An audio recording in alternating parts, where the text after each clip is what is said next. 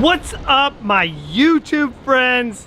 I have another killer RV to show you, but this thing is teeny tiny. This is like a van on steroids more than an RV. I would say that this is kind of more like a Chinook style, but newer, because this has the newer front end. This is going to be a 2008 and newer RV, but it still has more of the smooth body side that you're seeing right here, versus a Chinook is more of like the fiberglass backs to them.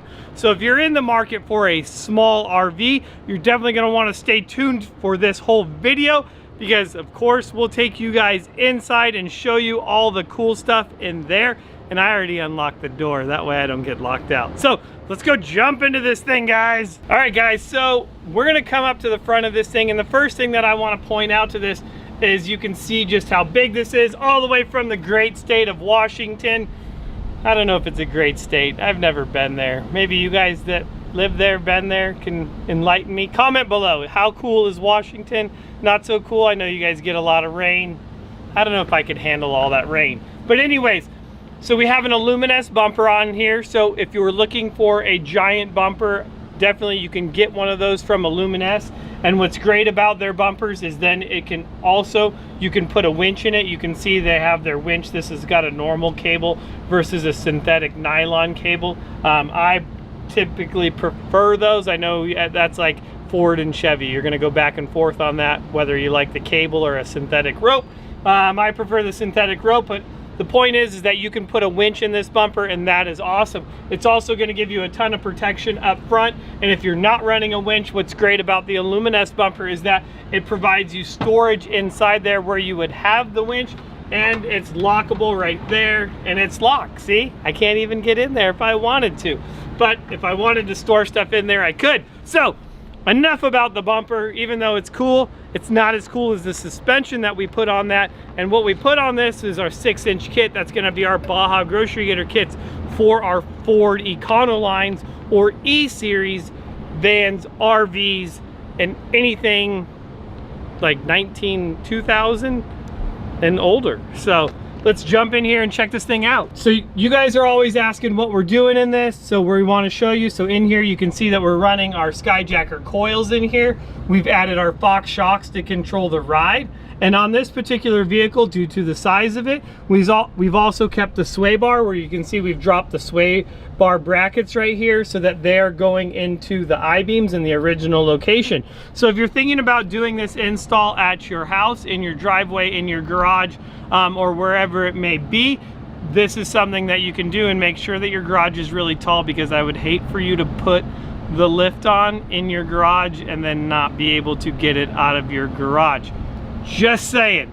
So we've also added the Fox steering stabilizer on here on the front, which is really nice. You can see that on here that we are running a set of Raceline wheels, very similar to like the Method Con 6. When you get into the wheel, in that bronze wheel, this already had these on here. So back to the lift kit, because I forgot to mention one of the most important things is the extended radius arms and brackets. And what's great about those is you can see running this larger tire on here, where you can see where it used to want to rub here. You can see where it rubbed in the past. Well, that's gonna just be a thing of the past, where it has even more clearance, so that if they wanted to run an even bigger tire, they would have the ability to do so with this new lift kit on there. So all of these components are from Weldtech Designs. We can send you this all in a kit form, or you can bring it to us and we can install it for you. So in the back of this thing comes in at, man, it was like 8,000 pounds, I wanna say. I don't know, it was heavy. But in the back, let's go check that out, show you guys what we did back there. So due to the skirting on this thing, it's gonna make it really difficult to kind of get in there and see the lift that we've done. But I can tell you all about it. We've done a progressive leaf pack in the back of this. So in the back of this, 1, 2, 3, 4, 5, 6, 7, 8, 9, a 10 leaf pack. And while I was counting that leaf pack, did you guys check out that sweet hat? Yeah, look at that. You guys know you need one of these, and if you need one, go to our website. I'm gonna smack Austin again. Smack, smack, smack, smack. and make sure that he puts a link down below so that you guys can go get a Growing Up Garage hat and give it to that special person who loves learning about tools and trucks and the garage. So in the end, what we did back here is then we added a set of Fox shocks to the back of this to control it and give it the height. Now, this thing has a ton of room still in this wheel well, which is nice, so that if you wanted to run a bigger tire back here, and what one big difference is between this one and a lot of the RVs is that you will get a lot less room because of all the other components that are normally underneath this, which is really nice in this particular model. There is a ton of room in this wheel well. I definitely like that. And you could, man, it almost looks like this was like it would have been a dually rear end and somebody converted it. You can tell though, a lot of you guys ask, here, let's talk about this real quick. A lot of you guys ask if you have a full float rear end or a semi float rear end. And if your rear end looks like this and not like this, but anyways, really guys, that rear end right there, this is a full floater, and you can see that is a lot bigger than if you had a semi float. It would be flat. You wouldn't have anything protruding outside of the rim. So little 2 cents on just quick if you're trying to figure out if you have a full float or semi float rear end. So that's what we did to the suspension on this thing. We got this thing up, gained a lot more ground clearance on that, which is going to be huge. I will point out that is right behind Austin. You can see, I think another cool thing about this is that the poop tanks are up in the middle of this versus in the back. So you're not gonna have problems where in a lot of these RVs where the tanks are in the rear and this is going to be hanging really low. It wasn't really an issue with this particular coach. And I love just the plain white on there. It's just a blank canvas ready for some stickers and craziness. Speaking of stickers and craziness, boom, check out that new sticker right there. So if you have an RV, you know who to come to. We're gonna be the RV suspension specialist. But let's go check out how cool this thing is inside. For all of you overlanders out there, maybe you're gonna wanna read this book, How to Stay Alive in the Woods. I don't know, I've never read it, but it's in here. And they have an awesome dollar bookmark, you know? So better than 2 cents, so might be worth reading. So someone out there in YouTube land has to have read this book and tell me like, yeah, it's awesome, or no, it's not. But anyways, back to this cool coach in here. This thing is really, really nice. It's small, compact, but it's like the essentials in here. If you are a family of 4 or a family of 2 and you're just wanting to travel, I mean, I like this. It almost has like a booth style bench in the back where your table is going to rotate up and out over into the middle for your eating.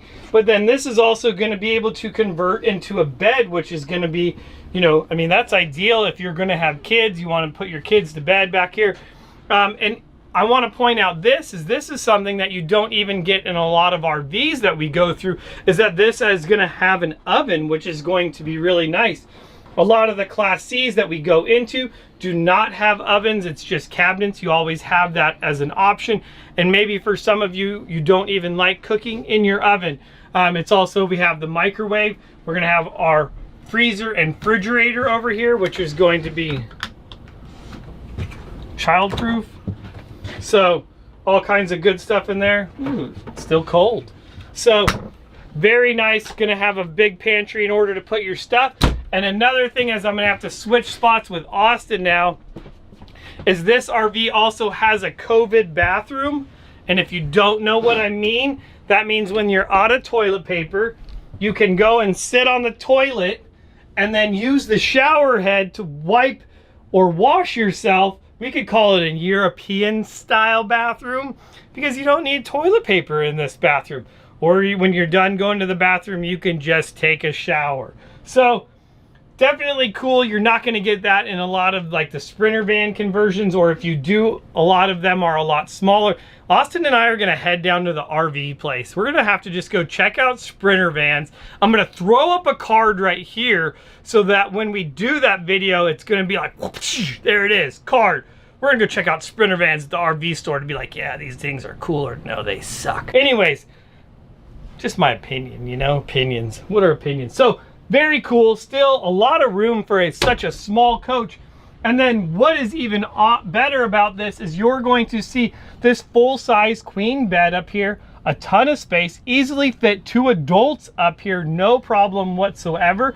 That is really nice because if you are just 2 people, you're not having to convert your bed in a daily, you know, like, okay, we're getting up, we got to get rid of our bed in order to eat if you're going to be staying inside depending on the weather.